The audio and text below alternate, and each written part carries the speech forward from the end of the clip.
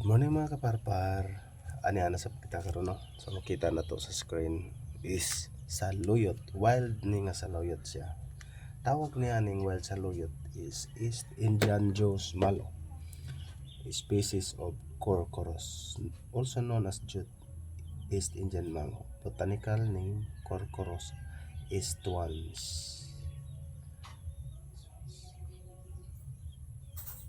Kining saluyot di ay ang description niya ni East Indian Joe's mallow is an annual herb that is native to India. It produces tiny yellow flowers in summer and fall. Habitat niya is waste ground, grassy savanna, fallow land, sandy river beds, small alluvial dispersions, clay near granitic outcrops. Scientific classification. Ang genus niya Corcorus. Family Malvaceae, Mallo, Hibiscus. Order Malbes, Melos, Racrosis, and Alice. Class Magnolopsida, Dicotyledons, Dicots, Eodicots.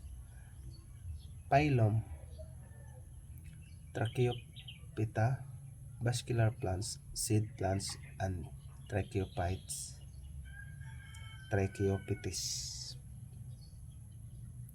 Condition: temperature 5 to 41 degrees Celsius. Hardness zone 10. Sunlight, full sun. Loam, sandy loam ang soil. So kining saluyot mga kaparpar, lami kini siya isagol og gulayon nimo kanang normal lang siya nga lawoy, no? Butangan nimo sagol nimo okra, talong, na pag-alugbati, lami kini siya, tambal po ni siya unsa mga samad nimo o kaning ulcer na kay ulcer, pwede ni siya itambal kay kaning lapot man siya kayo. Pag makaon nimo ning saluyot na nakay ulcer, lapot ni siya, mo tabo ni siya atong mga samad-samad sa imong tinai.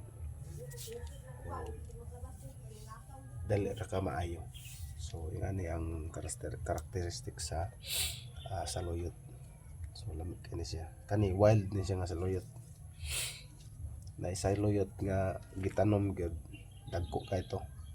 Ya tag-as iyang dahon. Kini nga saluyot is wild. Ilan mo kay mura ground shape ang dahon. Ang katong dili wild itanom gyud patag-as to siya.